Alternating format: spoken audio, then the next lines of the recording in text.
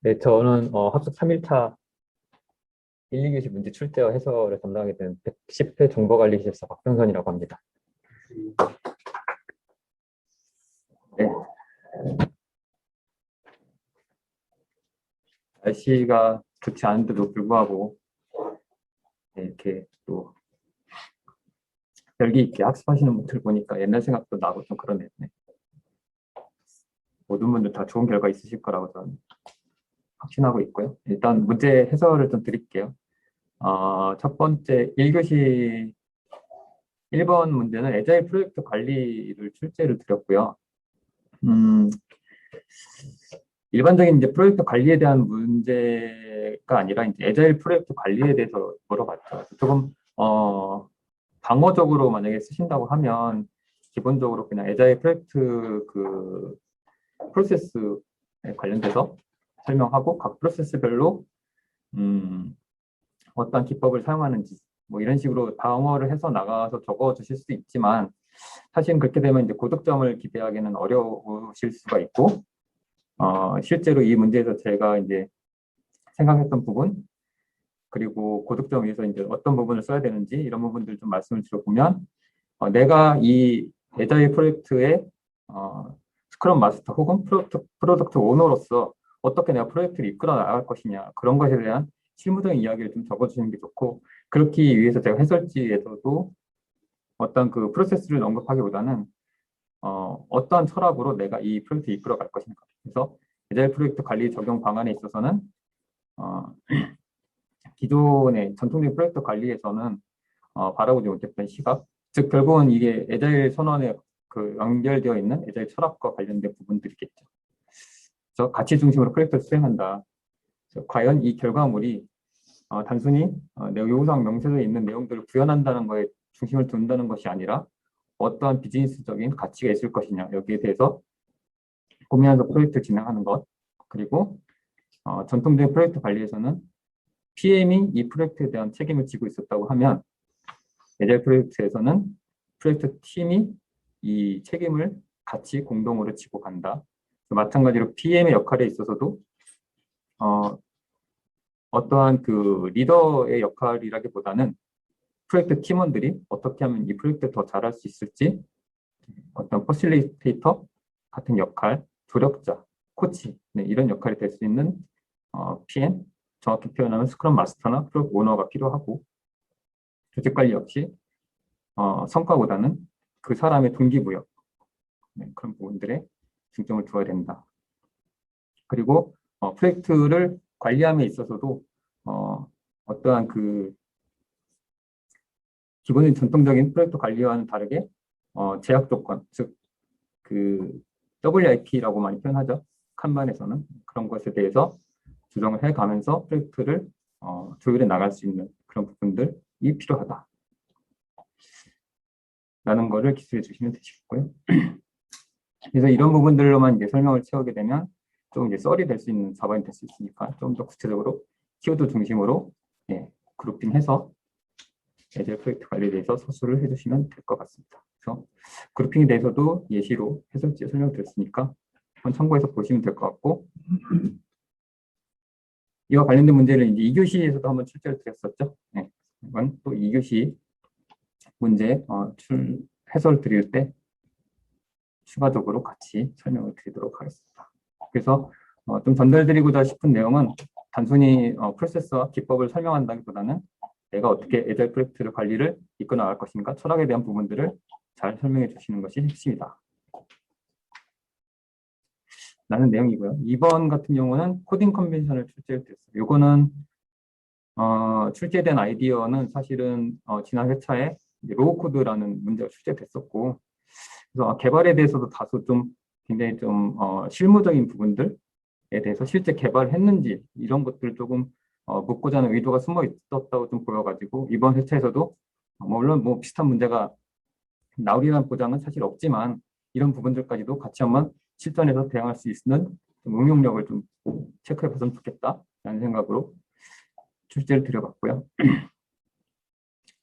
개념에 있어서는 사실 크게 어려운 부분은 없습니다. 이게 개념에 대해서는 학습하면 되는 부분인데, 문제는 저는 이런 문제를 수험자분들 대해서 풀 때에는 반드시 들어가야 되는 그 필수적인 요소들이 있다고 생각을 해요. 그러니까 이게 무엇인지 왓에 대해 집중하시는 것보다는 Y에 대해서 집중해서 쓰는 게 굉장히 중요하거든요. 왜 코딩 컨벤션이 필요한지, 이거를 잘 쓰는 것이 어떤 효과가 있는지, 이런 것들 좀 같이 강조해서 적어주시는 게 고득점을 받을 수 있는 키포인트라고 생각을 합니다. 그래서 그런 부분에 있어서는 코딩 컨벤션이 필요한 이유는 어쨌든 지금 대부분의 프로젝트들은 어떤 한두 사람만이 하는 프로젝트가 아니라 여러 사람이 팀을 이뤄서 하는 프로젝트가 많이 있고, 또한 개발한 사람과 유디보스하는 사람이 동일하지 않은 경우가 훨씬 더 많다는 이야기죠. 그리고 EOC에서도 출제가 됐었지만 이 소프트웨어에 있어서 개발에 있어서는 이 개발과 유지보수에 굉장히 많은 비용이 소모가 되기 때문에 이런 것들을 줄일 수 있는 노력 중에 하나로서 코딩 컨벤션이 필요하다. 이런 부분들이 같이 곁들여서 설명이 되어졌으면 좋겠다라는 생각입니다.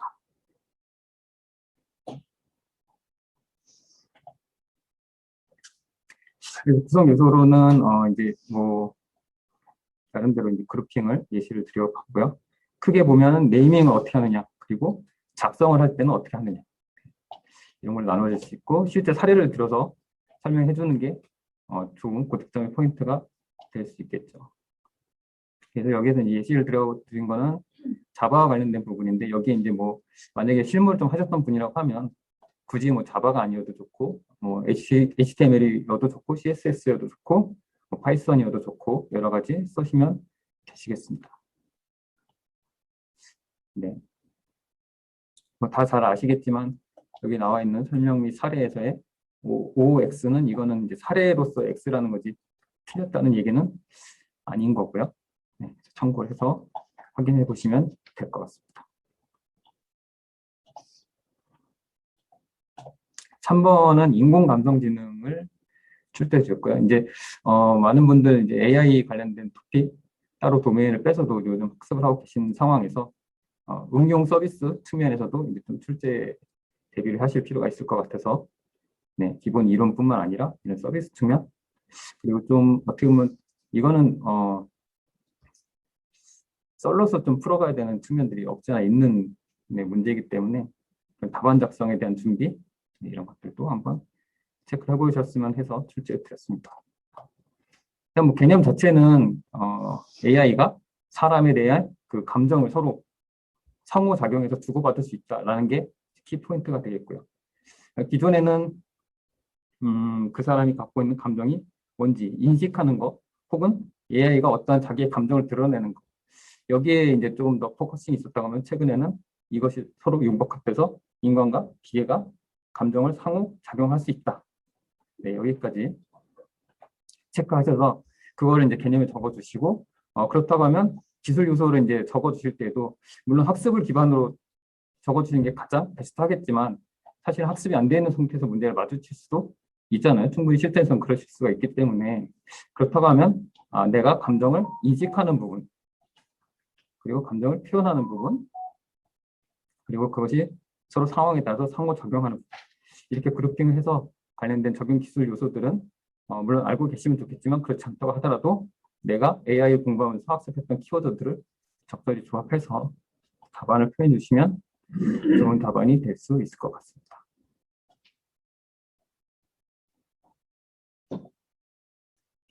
네, 그래서 사례 등도 요약을 해드렸으니까 한번 자료 보시면서 학습해 보시면 될 것 같고요.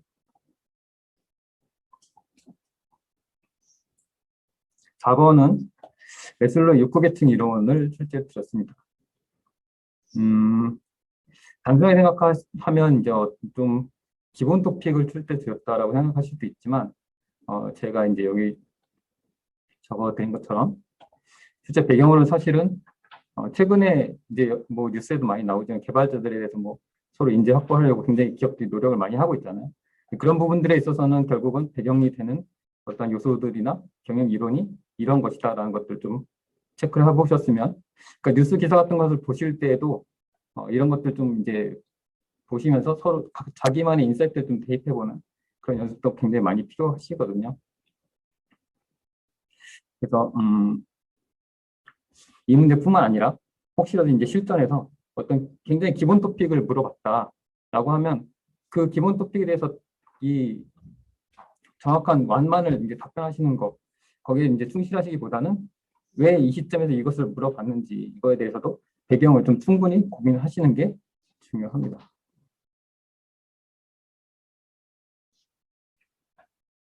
그래서 뭐 이 이론에 있어서 이제 뭐 세부적인 내용은 사실은 뭐 많은 자료들이 있고 학습도 이미 또 많이 하고 계셔서 이 5단계에 대해서는 잘 설명을 많이들 해주셨는데 그러면 이거를 왜 하느냐 여기에 대해서 적어주시는 부분들은 조금 미흡하셨던 분들이 많이 있었던 것 같아요. 그래서 그 부분이 꼭 들어가야 차별화가 가능하다. 그러니까 이 문제에서 뭐 누구는 5단계를 적었는데 사실 이게 뭐 8단계까지 있거든요. 근데 5단계 적었는데 누군 8단계 적었다. 이래서 이 사람 8단계 적은 사람이 훨씬 더 고득점을 받느냐? 이게 아니라 5단계를 적었어도 이걸 가지고 현재 기업들이 어떻게 어떤 의도를 가지고 사용하고 있고 내가 조직 관리하는 사람이라면 어떻게 할 것이다. 이런 부분들을 뭐 2단락 간글 끝이나 3단락 등에서 기술을 해주시는 게 훨씬 더 고득점을 받을 수 있는 포인트다. 강조를 좀 드리고 싶고요.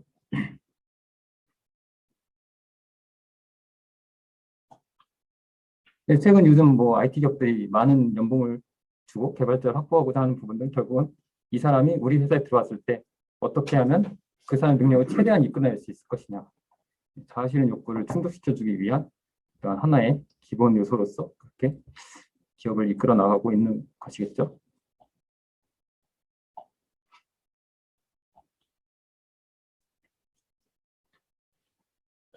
네, 5번은 LMS를 출제해 드렸고요.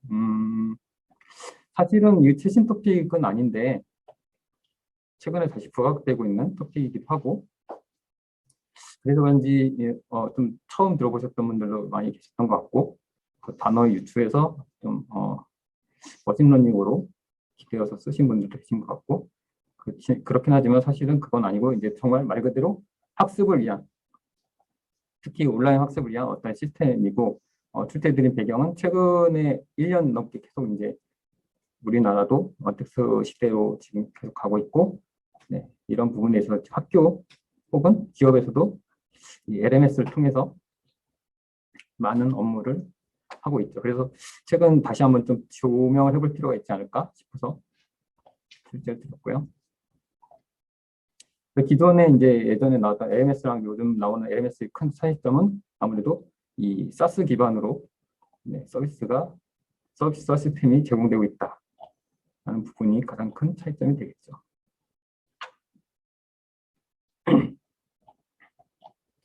그래서 이제 답안을 이제 쓰실 때 아무래도 이 구조에 대해서는 사실 어떤 정답이 있거나 이런 부분들은 아니잖아요. 그래서 기능 중심으로 많이 이제 쓰시는 경우가 많은데 기능도 물론 빠짐없이 잘 적어주시는 게 좋지만 이 해당하는 기능에 대해서 기능을 어떤 요소 기술로 구현해내는지 이런 것들을 기술적인 키워드를 같이 섞어서 적어주시면 답안이 훨씬 더 기술사 답안스러운 그리고 1교시형에 더 충실한 답안이 될 수 있지 않을까 그렇게 생각을 합니다.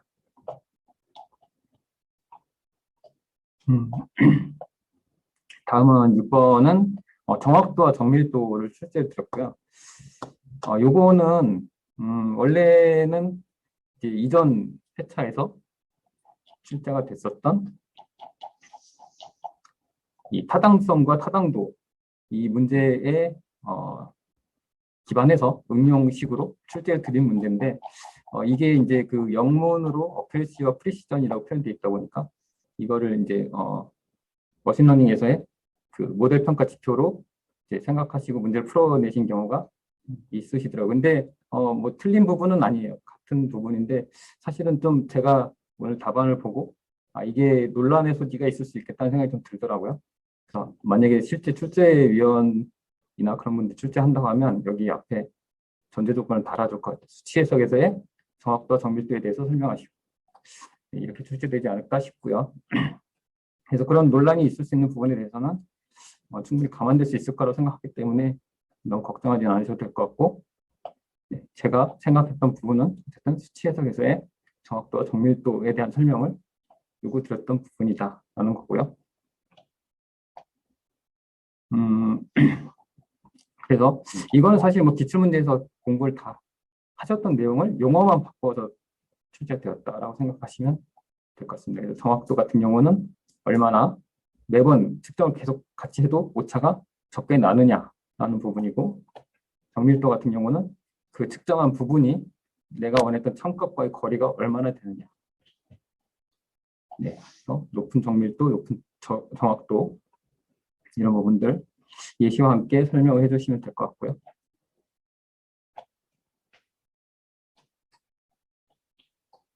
네, 그리고 오차에 대한 부분이 같이 추가된다고 하면 차별성 있는 답안이 될 수 있을 것 같습니다. 핵심적인 내용은 어쨌든 기존에 학습하셨던 내용과 다르지가 않다. 네, 그게 통계학에서 부르느냐 혹은 수치에서 부르느냐 거기에 따라 다르고, 넓게 본다고 하면 머신러닝에서 생각하는 정확도, 정밀도 같은 개념이다. 이렇게 보셔도 상관이 없을 것 같습니다.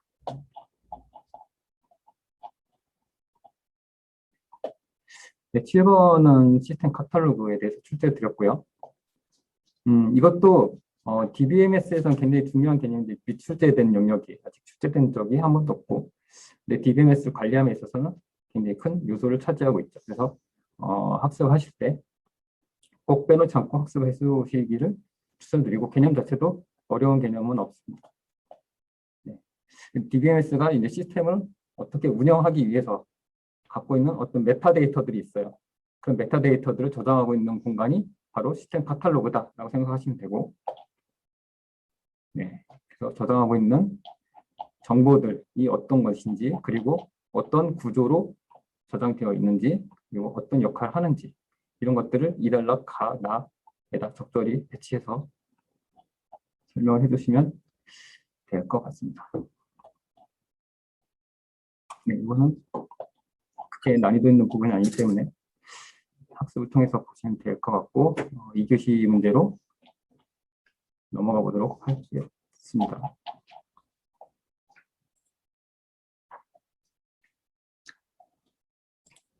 이 교시는 제가 도표를 좀 같이 섞어서 출제되기 때문에 문제지를 먼저 보고 해설지를 설명을 드리도록 하겠습니다. 일단은 1번은 그래프를 제시드렸고요. 이 그래프가 시사하는 바에 대해서 설명하고, 이에 대해서 어떤 원인이 있는지, 그리고 그에 대한 대응 방안이 무엇인지에 대해 설명하시오인데, 이 그래프는 뭐 많이 보셔서 익숙하실 거예요. 어떤 것을 의미하는지도 바로 직관적으로 떠오르셨을 거라고 생각을 하고, 네, 문제는 이제 이 원인에 대해서 어떻게 정리를 해서 표현하느냐, 그리고 그 대응 방안 역시 적절하게 설득력 있게 제시하는지, 거기까지가 굉장히 중요한 포인트이고, 한 가지 더 제가 좀 생각했던 부분은, 많은 분들이 이제 이 그래프를 다른 곳에서 보셨을 때 아마 여기까지 이게 보시는지 모르겠어요. 이 소프트웨어 개발 비용이 이렇게 꺾이기 전까지 여기에 있는 그 그림은 이제 많이 보셨을 텐데, 이 그림은 특이하게도 뒤에 이제 소프트웨어 개발 비용과 이 유지보수 비용이 좀 감소하는 추세가 나타나 있죠. 이 부분을 사실 좀 캐치해 주시기를 기대했던 부분이 있었어요. 그래서 네, 많은 분들 학습 통해서 이제 뭐 기출 문제에서도 소프트웨어 위기에 대한 출제가 있었고, 그래서 학습을 통해서 이제 많이 알고 계셨던 부분들이 있어서, 그런 부분들은 뭐 이제 원인과 대응 방안 측면에서는 네, 특별히 뭐 정답이 있는 부분이 아니기 때문에 잘 정리하셨을 거라고 보고, 제가 생각했던 이 부분, 여기에 대해서 이제 좀 설명을 드리면, 소프트웨어 공학을 이제 연구하고, 네, 발전시키는 많은 분들이 이미 이 위기 상황에 대해서는 알고 있었죠. 그렇기 때문에 어떻게 하면 이 비용을 줄일까라는 노력으로 인해서 최근에 여러 가지 그 소프트웨어적 공학적인 기법들이 도입이 많이 됐죠. 프로젝트 관리 기법 측면에서는 에자일 프로젝트 관리 기법도 그거 중에 하나일 수 있고요. 그다음에 이제 개발이나 어떤 설계 측면에서는 뭐 소아라든지, 그리고 좀 더 경량화된 개발 언어라든지, 그리고 디자인 패턴도 많이 발전이 되어 있고, 네, 이런 부분들이 이런 개발 비용이라든가 앞으로 그 유지 보수 비용을 죽음이나 줄이는데 어떤 영향을 줬다라고 볼 수 있는 거죠.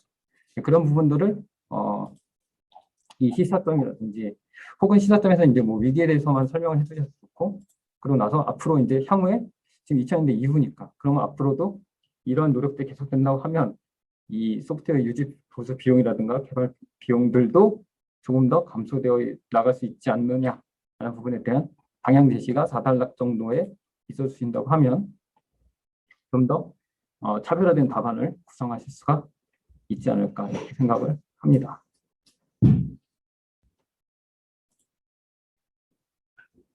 그리고 이제 한 가지 좀 더 팁을 드리면, 이제 많은 분들이 이런 문제를 푸실 때, 이 원인을 분석하시고 대응 방안을 이제 따로따로 구성하시는 경우가 많이 있는데, 설득력 있는 답안을 구성하시기 위해서는 어떤 원인을 내가 분석을 했다 하면 그 원인 1, 2, 3번 있다고 하면 원인 1에 대한 대응 방안, 원인 2에 대한 대응 방안, 원인 3에 대한 대응 방안, 이런 식으로 답을 좀 짝을 맞춰서 구성해 주신다고 하면 설득력도 있으면서 답안 구성에서도 조금 더 쉽게 구성하실 수 있는 방법이 될 수 있으니까 그런 부분들도. 네. 그렇게 할 때 고민이 되는 게 원인은 뭐 다를 수 있지만 해결 방안이 같을 수도 있잖아요. 네. 그런 경우는 동일한 내용을 기술하면 되죠. 그렇죠. 네. 그래서 그거를 뭐 반드시 원인 내가 3개를 제시했으니까 대응 방안도 3개를 제시해야지. 물론 그렇게 할 수 있으면 가장 베스트지만 그렇지 않을 경우도 분명히 있을 거잖아요. 그렇다고 하면 당연히 그냥 3개와 2개 이렇게 제시하셔도 아무런 문제가 되지 않습니다. 논리적으로 말이 되느냐, 설득력이 있느냐, 그게 중요한 거지 개수는 별로 중요하지 않습니다.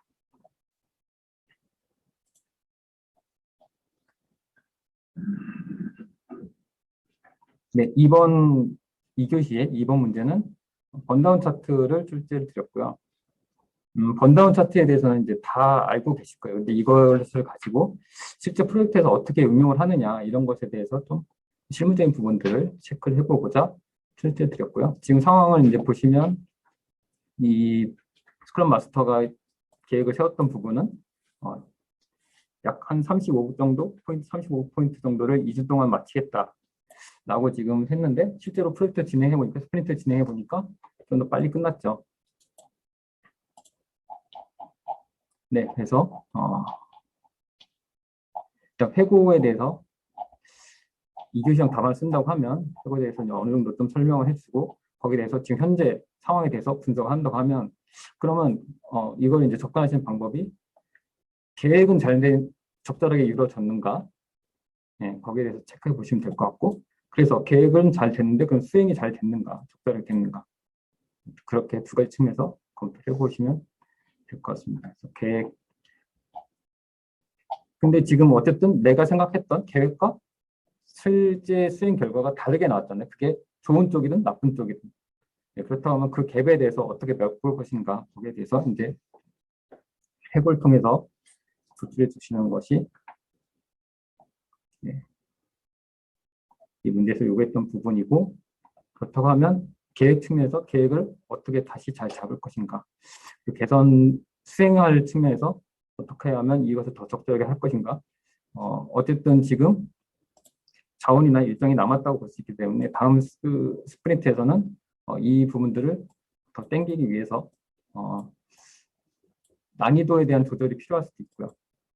잘하는 사람이 좀 쉬운 것을 했기 때문에 이런 현상이 있었을 수도 있고, 혹은 내가 생각했던 그 WIP가 조금 널널하게 되어 있지 않았나, 그래서 더 타이트하게 변경을 한다고 하면 아무래도 조금 더 빠른 회전을 통해서 스프린트를 더 빨리 돌릴 수 있을 거기 때문에 그런 부분들에 대한 조정이 필요할 수 있다는 것들이 회고를 통해서 도출이 될 수 있을 거라고 봅니다.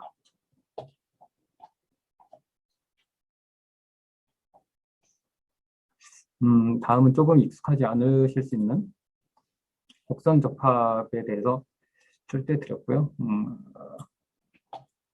아마 단어 자체가 네, 익숙하지는 않으셨을 수 있을 것 같아요. 사실은 이제 이거는 뒤집어서 얘기하면 결국은 보관법에 대해서 질문을 한 거와 똑같고 회귀 분석과 보관법을 동시에 물었다라고 생각하시면 될 것 같아요. 근데 회귀 분석과 보관법은 많이들 알고 계시잖아요. 거기에 대해서 조금 예, 꼭 살짝 한 번 정도 꼬아서 출제했다라고 생각하시면 될 것 같습니다. 그래서 어떤 데이터, 이산 데이터, 그러니까 삼재되어 있는 어떤 데이터들에 대해서 추세를 알아내기 위해서, 이것에 대한 경향을 알아내기 위해서 네, 하는 기법들 중에 두 가지가 있다. 그래서 최소 제곱 회귀 분석 같은 경우는 값이 정확하게 특정되지 않았을 경우, 혹은 내가 추정해야 되는 값이 꼭 일치하지 않아도 되는 경우, 네, 그럴 때 사용할 수 있고, 보관법 같은 경우는 정확한 데이터가 주어졌을 경우, 그리고 내가 원하는 예측의 결과 역시 조금 더 높은 정확도를 원할 경우 사용하는 기법이다. 이렇게 크게 두 가지로 나뉜다고 보시면 될 것 같고,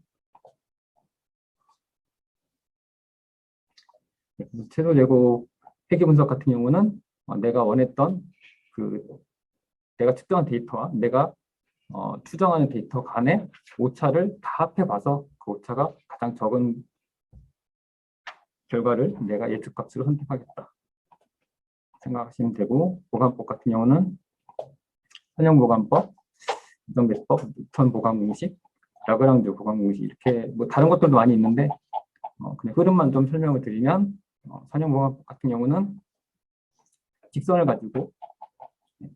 가지고 보관법, 어떤 정해지지 않은 그 값들에 대해서 예측을 해야 한다라는 것이고, 곡선 같은 경우는 이 세 개의 관계는 계산 방식을 좀 더 간단하게 간다 이렇게 생각하시면 될 것 같아요.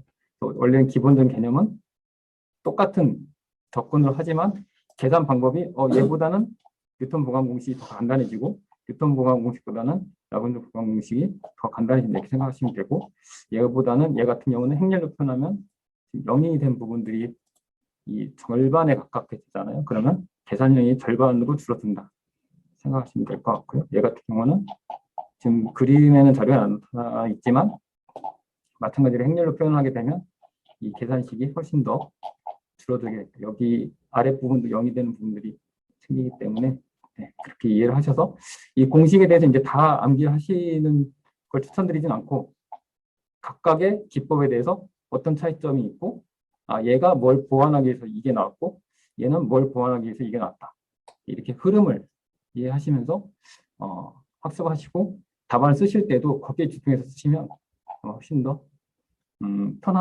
편하면서도 원하는 점수를 더 얻을 수 있는, 그러니까 시험에 좀 최적화된 공부 이런 것들 하실 수 있지 않을까라고 생각을 합니다.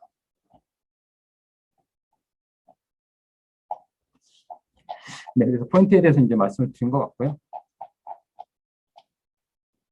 나머지 이제 이 1교시 그리고 2교시 출제 부분에 대해서는 박재일 PE께서 설명을 해주실 예정입니다.